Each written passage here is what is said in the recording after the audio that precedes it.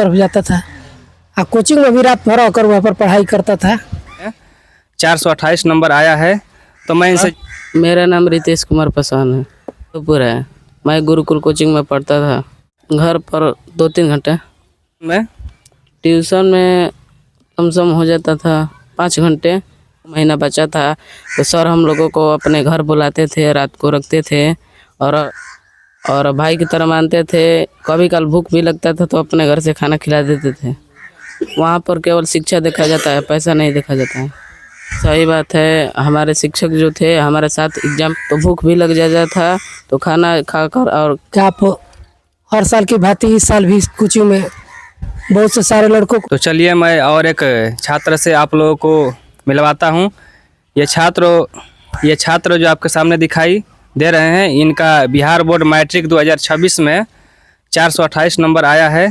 तो मैं इनसे जानने का प्रयास करूंगा कि यह जो बच्चा 428 नंबर लाया है तो किस तरह पढ़ाई अपना किया है, कितना घंटा घर पर पढ़ाता है। तो सबसे पहले मैं इनसे जानने का प्रयास करूंगा कि इनका नाम क्या है। अपना नाम बतलाइए तो थोड़ा।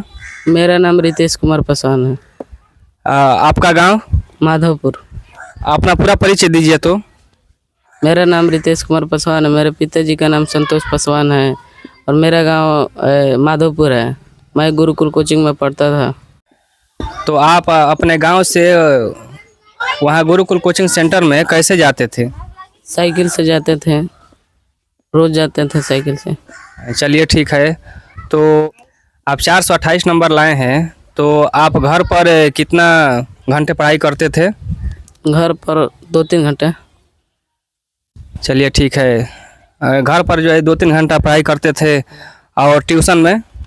ट्यूशन में कम से कम हो जाता था 5 घंटे। हाँ।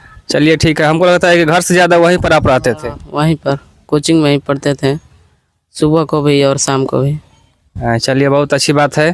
तो मैं और आपसे जानने का प्रयास करूंगा कि परीक्षा के समय क्या होता है कि बहुत सारे बच्चे घबरा जाते हैं कि मैं कैसे तैयारी करूं।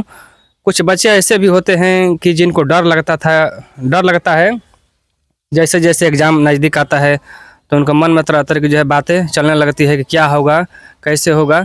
तो वहाँ जब आप गए गुरुकुल कोचिंग सेंटर में पढ़ने के लिए तो परीक्षा के समय वहाँ के शिक्षकों ने ऐसा क्या किया कि आपके अंदर से जो है डर खत्म हो गया? जैसे बिहार बोर्ड परीक्षा लेता है उसी तरह हमारे कोचिंग में भी परीक्षा होता है। 500 नंबर का होता था और 4 टेस्ट हुआ था, जिसमें धीरे धीरे मेरा अंक बढ़ते गया और बिहार बोर्ड में मैं 428 नंबर अंक प्राप्त किया और परीक्षा देता था बिहार बोर्ड से। तो उसमें मुझे डर नहीं लगता था कि मैं ट्यूशन में दे रहा हूँ या हॉल में, एग्जाम हॉल में। चलिए बहुत अच्छी बात है। यानी वहाँ के जो शिक्षक थे पहले से ही आपके अंदर जो डर था, जो भी घबराहट थी, उसको खत्म कर दिए थे टेस्ट के माध्यम से। हाँ। चलिए बहुत बहुत अच्छी बात है। तो मैं जानने का प्रयास करूँगा कि एग्ज़ाम के समय आप कैसे तैयारी किए?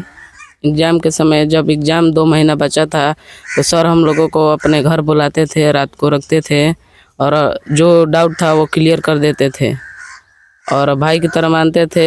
कभी कल भूख भी लगता था तो अपने घर से खाना खिला देते थे। चलिए बहुत बहुत धन्यवाद। आप एक और बात बताइए, क्या वहाँ आप कोचिंग में जाते थे पढ़ने के लिए तो क्या किसी प्रकार का पैसा रुपया का दबाव नहीं होता है? जैसे और ट्यूशन वाला हम सुने हैं कि पैसा या जो भी होता है उसके वजह से कहते हैं कि नहीं आपको नहीं आना है। तो क्या वहाँ आप गए तो ऐसा समस्या देखने को मिला? नहीं, वहाँ पर ऐसा समस्या देखने को नहीं मिला। वहाँ पर केवल शिक्षा देखा जाता है, पैसा नहीं देखा जाता है।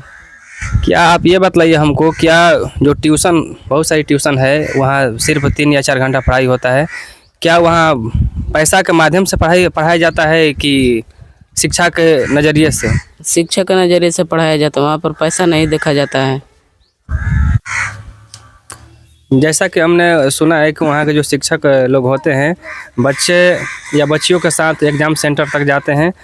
तो थोड़ा आप उनके बारे में हमारे दर्शकों को बतलाइए कि क्या यह सही बात है? हाँ, ये सही बात है। हमारे शिक्षक जो थे हमारे साथ एग्ज़ाम सेंटर पर जो रोज़ जाते थे और हमारे साथ रहते भी वहीं रूम पर थे। और रोज़ खाना बनाकर आगे ही मतलब दे देते थे। जब हम लोग एग्ज़ाम देकर आते थे तो भूख भी लग जाता था, तो खाना खाकर और सो जाते थे और फिर सुबह चल जाते थे एग्ज़ाम देने के लिए।